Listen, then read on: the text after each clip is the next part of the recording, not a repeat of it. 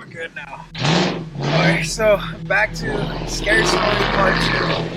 I was about 6 years old. I was about 6, and I was at my great grandmother's house. And I was there with my cousins, my brother, and my tia, which is Mexican for aunt. I was there with my aunt. And my tia was washing dishes. My brother was on the living room couch watching TV. Me and my cousins were in the back playing. And I heard this loud thump, like a really loud thump. Very, very noticeable thump. But it felt like I was the only one that heard that. Because I asked my cousins, and they said, oh, I didn't hear anything. So I went inside the house to check out what it was.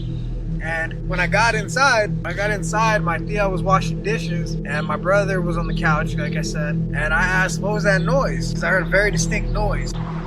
And they said, oh, there was nothing. I watched the truck passing by, staring at me, vlogging. Well, anyway, I asked, what was that noise? They said, oh, there was no noise. So I took 2 steps out towards the door, and I heard that thump again. This time, it was my great-grandmother on the floor. So it was the same noise, except this time she was on the floor. And I froze because she was having a heart attack. She was 102 years old. And my brother gave her mouth-to-mouth. The fire department came to try to save her, and they couldn't save her. Gone. But I look at that as, why did I hear that noise, run inside, and hear that noise again? Like, that was very odd to me. And I'm still kind of tripped out about that. And for the second story was when I was in the Army, and we were in the barracks. And my room, I didn't have a roommate or anything like that. It was just me. I was in the corner room, like an NCO barracks kind of. And I got drunk with some buddies that night, and I stumbled walking into my room. And when I did that, I woke up at like 3 or 4 in the morning because I had to be at work at 4:30. I woke up at 4 in the morning, but I felt someone grab me by my shirt, and I saw a black shadow grab me by my shirt and throw me back down. And it woke me up. So I look at that, might have been like a guardian angel or a good ghost trying to wake me up, or an old soldier that passed away that was like, yeah, you gotta get duty kind of thing. And so I always think that story. My grandmother had a Llorona story, a La Llorona in Texas. She was a little girl. She said she was playing by the river in Texas, and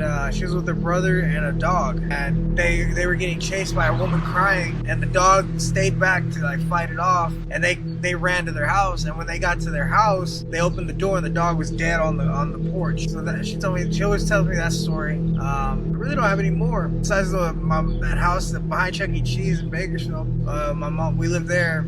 Everyone that stayed the night there, and everyone that like lived in that house, because there was a time where we had like 5 people to a room at one point. Everyone that lived in that house said that they felt the same thing about the living room. The living room just felt eerie, very eerie. All right, well, that's vlog 2.